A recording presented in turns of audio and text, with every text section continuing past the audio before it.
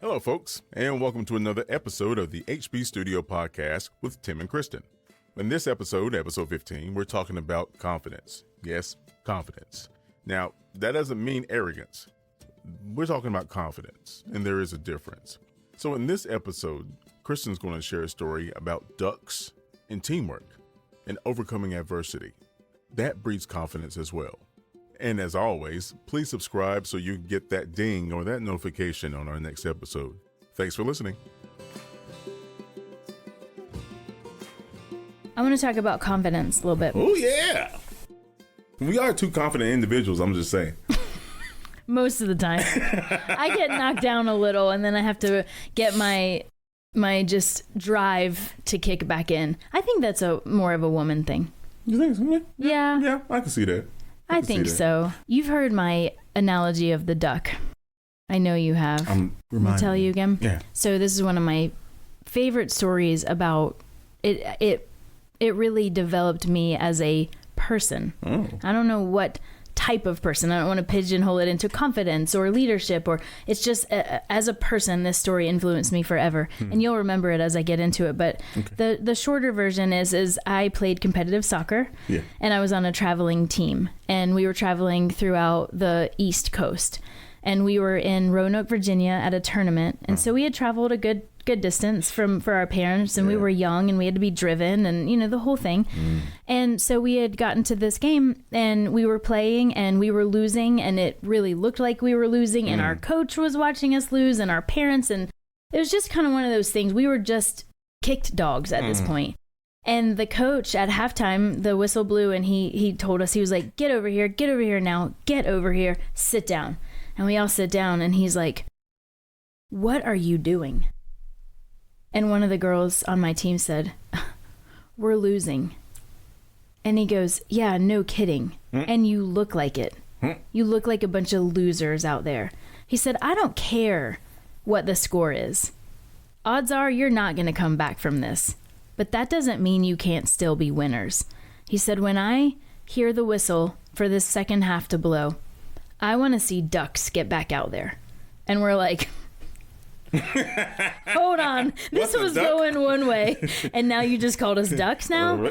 And he said, yeah, ducks, because ducks do this. They get out on the water, they hold their head up high, they're smooth, they're unruffled, the water flows off your back, but underneath the water, ducks are paddling like crazy. They don't stop, or else they stop. I want to see ducks.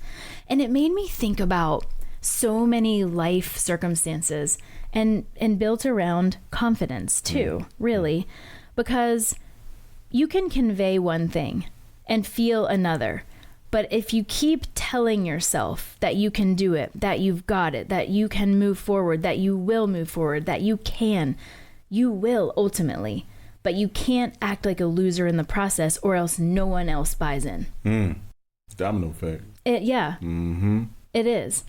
And just thinking about, as a woman, there's so much self-doubt out there. You doubt yourself as a boss. You doubt yourself as a mom. You doubt yourself as a friend, as a wife. All these roles, there's this self-doubt that comes in. I don't know how y'all do it.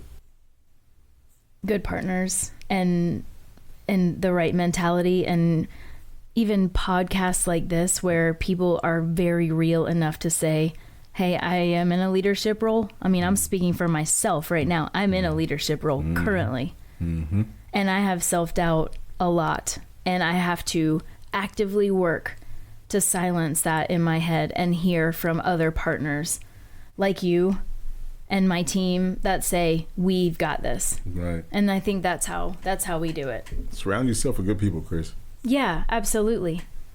Absolutely. I read a quote, and it was about motherhood, and it said, anyone who doubts that they're a good mom is a really good mom, because they're thinking about it. Wow. So apply that to whatever you are. Let that sink in, folks. Yeah. Yeah. Say it again. Anyone who doubts that they're a good mom is a good mom, because they're thinking about that. Hey. And so you're not a mom. I'm not. But insert a role.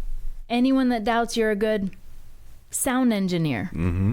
you are a good sound engineer because you're thinking about not being a good one. You're thinking about ways to get better. You're thinking about how to improve your process, your technique, your ability, your influence, everything. If you're thinking about it, you're doing the right thing. That's where you're a duck. Facts.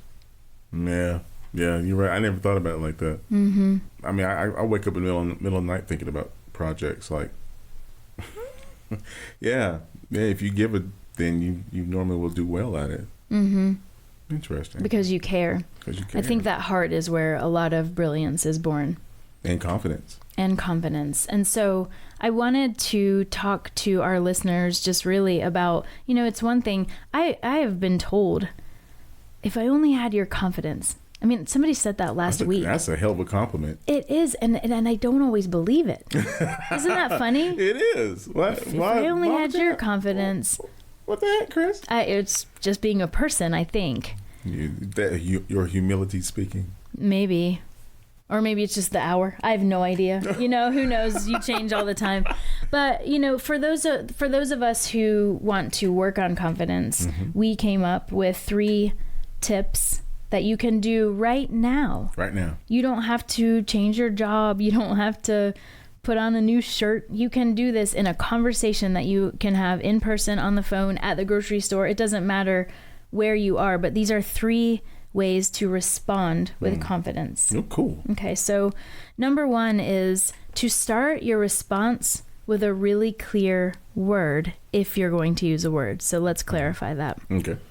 You need to eliminate any sort of a hasty response. Oh, yeah. And then you need to get rid of any sort of filler as your response. So let's role play this one. Tim, what do you think about the Steelers game? I'm not quite sure. Is it because you didn't see it, or is it because you don't like the Steelers? I'm not a Steelers fan, and I didn't see it. Okay. Yeah. So we knew that from your response. Did you watch a game yesterday? I did. What did you watch? Freaking Panthers. Okay, so even though it's not the outcome you wanted, let's start with this. Respond with confidence, because you didn't watch the Steelers game. I did. I did. They beat the Denver Broncos. Just saying. Okay. Go Steelers. Tim. Yes. Did you see the Panthers game? I did. What did you think about it? They suck. Okay, that's confidence. My Even God. though it wasn't like, yes, they dominated, they took it. It wasn't this. I think it was okay.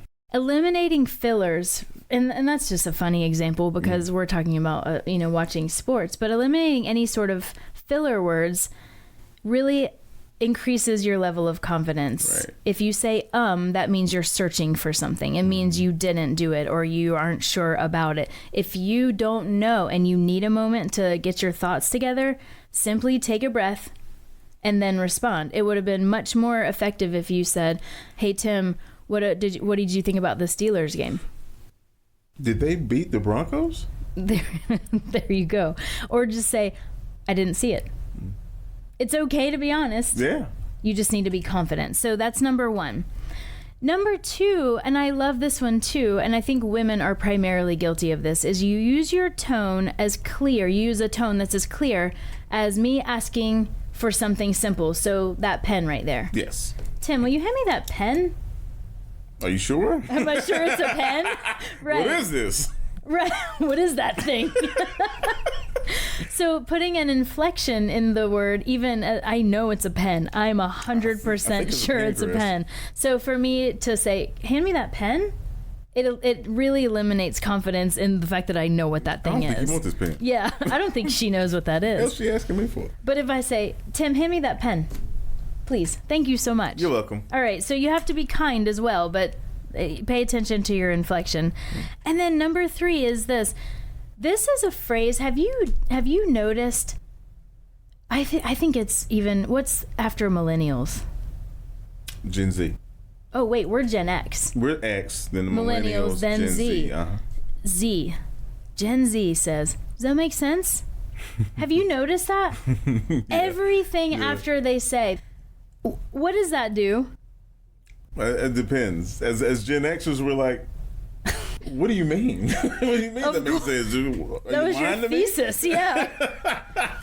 So, but if they're communicating with the same cohort, then they would probably get it. So don't. I agree, and I also think it thwarts their authority. I think it makes them sound a lot less confident. It almost makes them feel or seem like they're trying to get on the level of the person they're talking to by undermining their own confidence. That's how it feels to me. Exactly. Well, you know, like what if I was working for you and I was not cleaning something that really needed to be fresh for people. And you say, Kristin, when people arrive, the tables really shouldn't have food crumbs on them from the group before. Does that make sense? Well, yeah, it makes sense. It's the way it is. And so eliminating phrases like, does that make sense? Yeah, don't do that. It needs to go away. So instead of that, you should say, Kristin, when people arrive, the tables really need to be clean so other people can enjoy. Does that seem accurate to you? That's it's more authoritative, but it definitely... It's a lot lighter than I would be, but yeah. It piques your confidence. Oh, we understood. And instead of, I'm not sure, just say something like, I think so, or I believe so. These are ways that you can right now start seeming more confident in your communication style. Exactly. Yeah, practice makes perfect. And then that'll have an effect on your confidence overall. Who knows? You know, but you have to be consistent. But yeah, those are great tips. I think sometimes, too, confidence really highlights what you're destined to be because you're so sure about that. Yeah. The HB Studio Podcast is brought to you by the historic Broy Hill in Clemens, North Carolina. The opinions and thoughts presented on this podcast are that of Kristin, Tim, and their guests alone. Our goal is to bring positive motivation through real-life experiences and training as business professionals. Thank you for listening.